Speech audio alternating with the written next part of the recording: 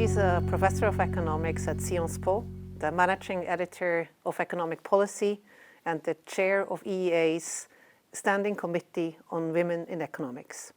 Her research really embraces the two main FAIR topics, labor economics and behavioral economics. And in particular, her work focuses on performance feedback, on gender differences in performance and diversity of teams. Today, she gave a talk at the FAIR Midway Conference on ICT and student performance. Welcome to Coffee with Ghazala, Azmat. Thanks very much. So Ghazala, how would you summarize the main message of your presentation today? So the research that I presented today looks at the relevance of giving access to information technology on student outcomes.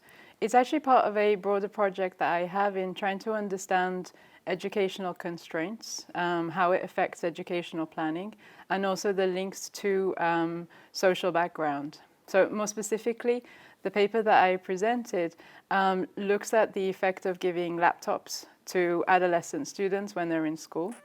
And to do this, I evaluate a large-scale program that took place in France, covering around 3,000 schools, in which students aged 13 were given access to either a shared or an individual laptop.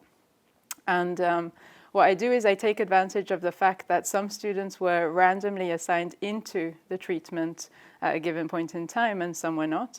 And this allows me to compare similar students who were in the program versus not, similar schools. And from the research so far, I would say three main findings. So the first is that there is a strong positive effect on students' academic performance. So we see it in math, but also in their oral and their written comprehension. And the effect lasts. So the treatment lasted 2 years, and we see that the effect gets stronger over time. And even post-program, we see that the effects are still there in their national exams. The second finding is that the type of access matters. So we see that students who had access to their own computers, they performed better than those who had access to shared computers. And the third, and I think this is key actually, is that we see that the effects, the positive effects on performance, are stronger for those from lower socioeconomic backgrounds than those from higher socioeconomic backgrounds. Interesting. So what made you interested in this field? So ICT, information and communication technologies, they're becoming a growing part of modern learning. We see that they have a huge potential to transform learning in the classroom. And there's been a lot of money being spent on these programs. So in France, for instance, over the last 3 years, there's been around 1 billion euros being spent on equipment in the classroom.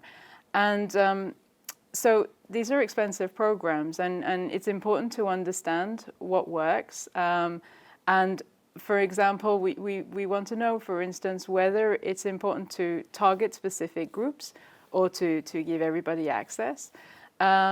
Whether it's actually more effective to give this type of technology to individuals, but combining it with some form of teaching, some type of training to either the instructors or the students. And I mean, these are important questions, and I think actually the COVID crisis has changed the terms of this debate too, because we've seen this massive shift to working or studying from home. And so, this is, we still don't have a good idea about whether the effects of digital technology and the changes are beneficial or harmful.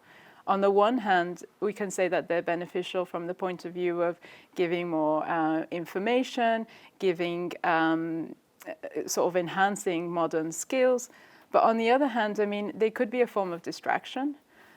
We still don't have a good sense of whether they improve or reduce social interaction and collaboration, especially among younger individuals. And then I think within all of this is also the question about digital divide, which so far still doesn't have a clear answer, so the effects by socioeconomic groups. I mean, on the one hand, we know that there are differences in access to hardware, to broadband, to the right know-how to using technology.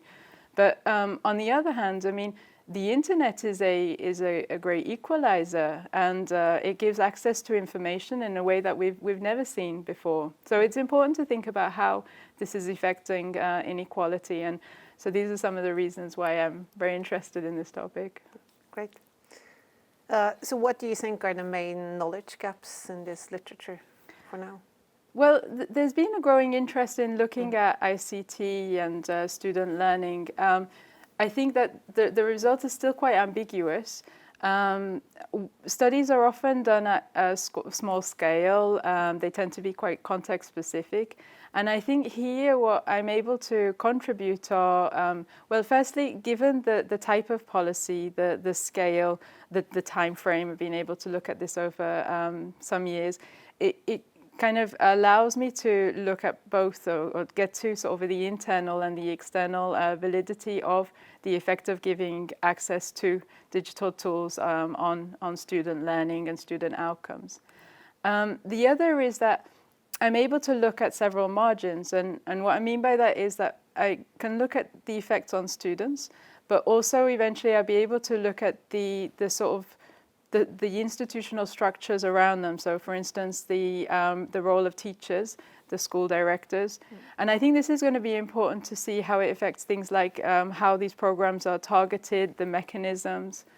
And then similarly, I will be able to, I'm focusing for the moment on test scores, but I will also be looking at other types of outcomes, so social, behavioral, non-cognitive. And I think, so overall, I think the research will help us to have a comprehensive picture on the role and the effects of digital tools within the classroom.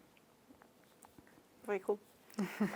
You work in many different topics and also kind of with different types of methods. So where do you see yourself going in the next few years? So what I hope to be able to do, especially with this research and some related research, is to be able to provide some sort of